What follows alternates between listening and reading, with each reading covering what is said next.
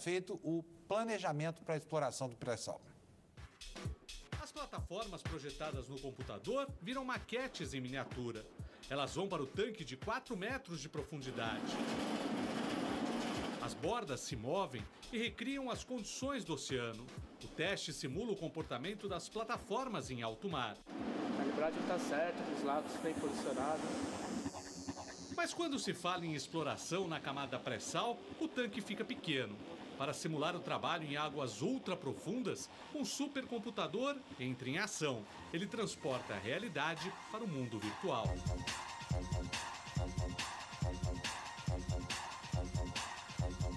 Em uma indústria bilionária, é muito mais barato fazer todos os testes em maquetes e cenários virtuais. O navio tem 300 metros, 250 metros de comprimento. Então fazer modelos em escala reduzida, reduzir o tamanho dele, colocar num tanque de provas ou simular no computador, são atividades que são essenciais para o engenheiro naval hoje. Dmitry? A senhora quer falar? Quer comentar? Não, eu acho tudo isso genial, tudo isso me encanta e eu tenho a felicidade de ter participado de tudo isso quando a gente estava começando a ir para o mar, né? A senhora chegou a trabalhar num poço de petróleo mesmo? Eu quando entrei na Petrobras, durante 14 anos eu trabalhei na engenharia de poços. Então, é muito bárbaro. Nós tínhamos o Procap 1000, que é o programa de capacitação em águas profundas 1000 metros, depois o Procap 2000, depois o Procap 3.000 metros, né? Eu trabalhei até o Procap 2000. Depois eu mudei de área e nunca mais parei em área nenhuma. Você vai para uma área, vai para outra. Mas é espetacular. Várias reuniões nossas. A gente... o desafio agora está a 400 metros. Mas como é que nós vamos fazer para resolver isso? Para resolver esse tipo de conexão, esse tipo de material?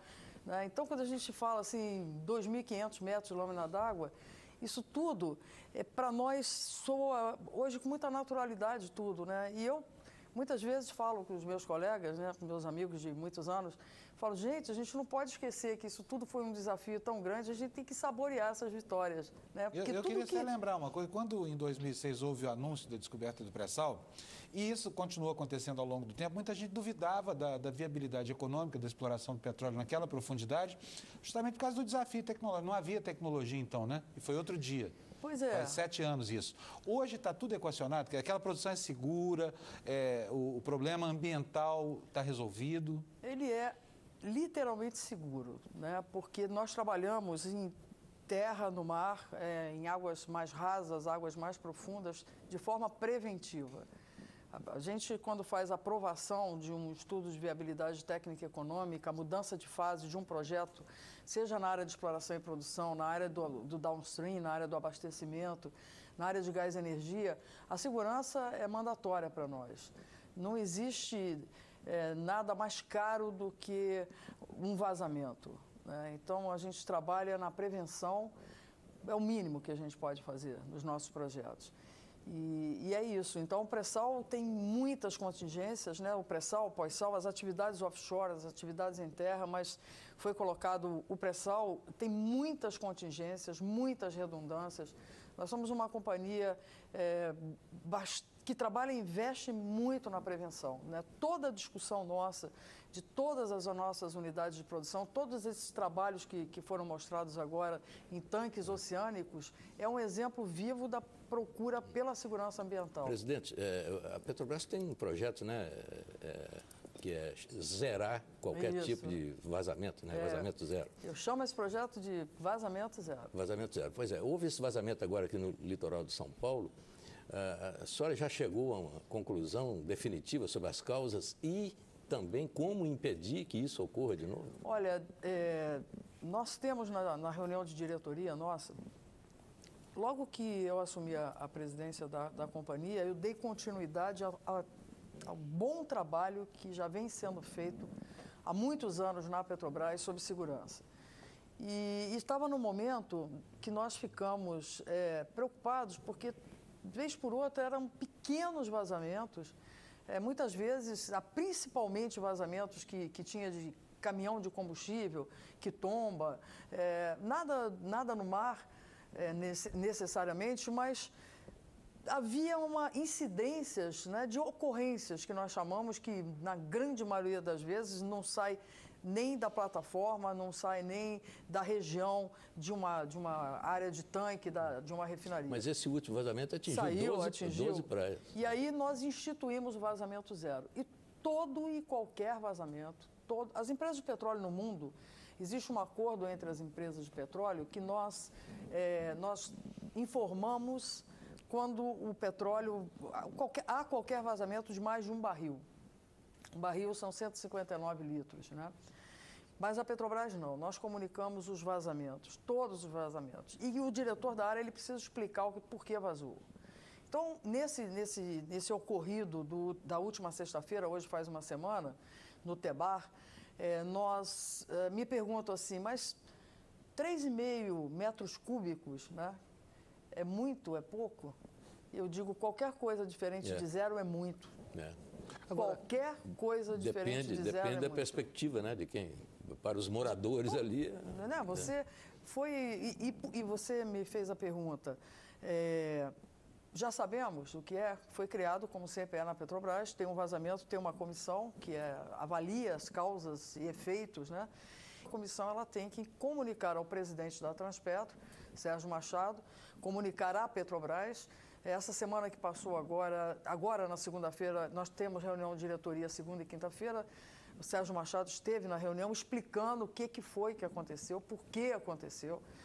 E a informação oficial nós vamos comunicar agora, hoje, na sexta-feira. Agora, a senhora é um exemplo claro de pessoa que cresceu dentro da empresa, vendo as várias etapas de produção e tudo mais. A senhora falou em incapacidade de alguns estaleiros de atender a demanda, hoje que é excessiva mundial. E mão de obra qualificada? A formação de mão de obra qualificada para esse setor é muito difícil. Hoje o Brasil já produz mão de obra qualificada ou a Petrobras tem que reforçar essa formação dentro da empresa?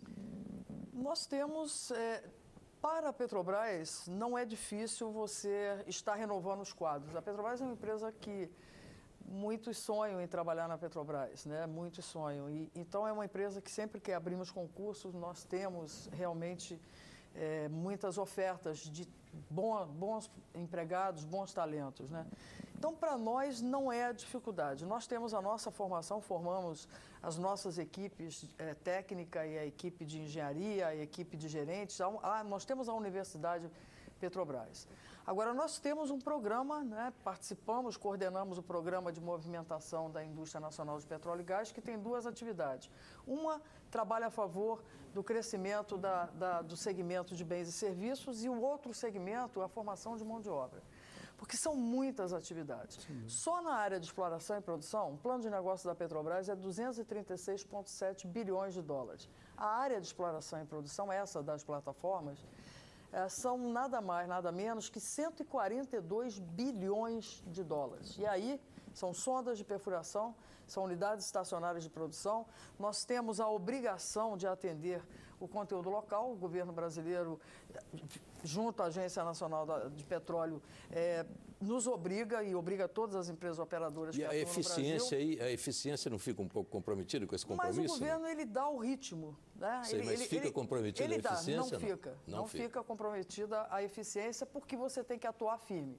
Quando você faz o contrato com o estaleiro, você tem um prazo e ele paga a multa.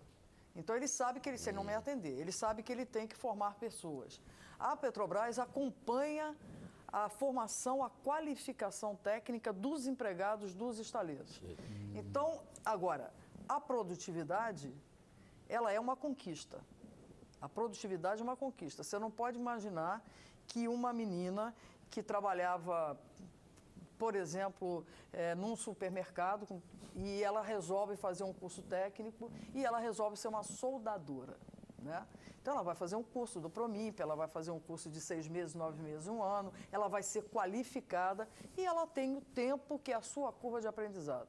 Nós estamos falando de seres humanos, nós estamos falando de uma indústria naval offshore que morreu nos anos 2000, ela ressurgiu a partir do ano 2004, 2005, principalmente depois da descoberta do pré-sal. Então, esse talento todo que nós tínhamos décadas atrás, foi preciso recuperar esse talento e precisa treinar.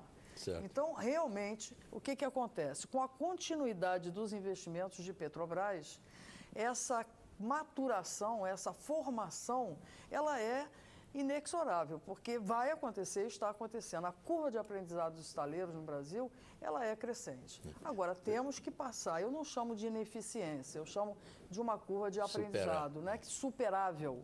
É uma curva de aprendizado e um talento que nós vamos readquirir, que é um desafio superável, é execuível. Presidente, por falar em desafio, os preços de combustíveis no Brasil, eles foram aumentados nos últimos 9 meses, parece que 4 vezes. 4 vezes. O diesel, se não me engano, se somar tudo, dá 21% de aumento, talvez um pouquinho mais.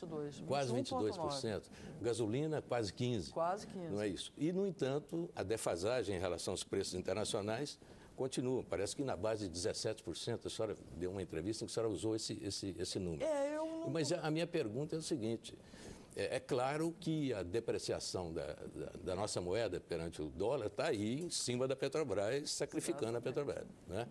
Houve uma depreciação aí de 19% contra 8% da oscilação do preço do petróleo, barril no exterior. Então, isso aí é um tremendo problema. A senhora tem conversado com o ministro Manteiga sobre isso e certamente a senhora leva essa inquietação para ele. Como é que tá isso aí? Olha, nós temos a graça, né? Eu e minha equipe, meus queridos colegas diretores, nós temos a obrigação de, na reunião do Conselho de Administração, que é o momento formal em que nós apresentamos a Petrobras, nós levarmos ao nosso ministro, presidente do Conselho e aos demais conselheiros, a Petrobras como a Petrobras é.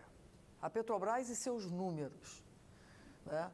É um ambiente em que a gente fala, evidentemente, de novas descobertas, mas a gente mostra a fotografia da nossa empresa, como ela está, o quanto saudável ela está, e ela está saudável.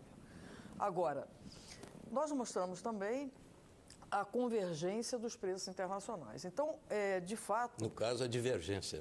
Mas as convergências, porque nós estamos convergindo, né? Não a paridade exata. A política de preço da Petrobras não mudou, era uma política de médio e longo prazo. Então, nós tivemos petróleo a $110 por barril, hoje ele estava a 102. Então, se eu tivesse aumentado todos os preços internacionais para 10, hoje eu tinha que voltar com o preço para 102. Mas aí é aquela oscilação de 8, né? Então, eu estou me referindo a outra diferença. Pois é. Então, o que acontece? Nós pegamos nós tivemos esses 4 aumentos mostrando exatamente a nossa necessidade de investimento, né? E a necessidade que a gente tem de estar corrigindo os preços dentro dessa política de médio e longo prazo. Corrigimos os preços do diesel 4 vezes, da gasolina 2 vezes. Nós temos uma pequena defasagem, esse número 17 hoje ele não está correto. É menos? É menos agora? Eu não costumo falar esse número não, porque ele varia todo dia. Se eu chegar amanhã, ligo lá a TV, a minha tela, né? Eu tenho várias telas de computador aqui na minha frente, que eu fico vendo todo mundo, né? Porque eu não posso olhar para o Brasil, eu tenho que olhar para o mundo, porque a política de petróleo, a geopolítica, ela é mundial, né?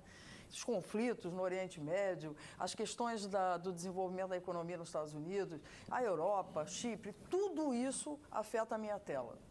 Então, se eu chegar amanhã e tiver um Brent que bate lá em cima por alguma razão, ou que caia por outra razão, né? O que joga um Brent lá para cima? Consumo. O que joga um só para o telespectador entender, o Brent é o óleo Brent, que é o preço do barril lá fora. Petróleo lá fora. Que está por volta de 102, 105. Quando eu vim para cá hoje, ele estava 102.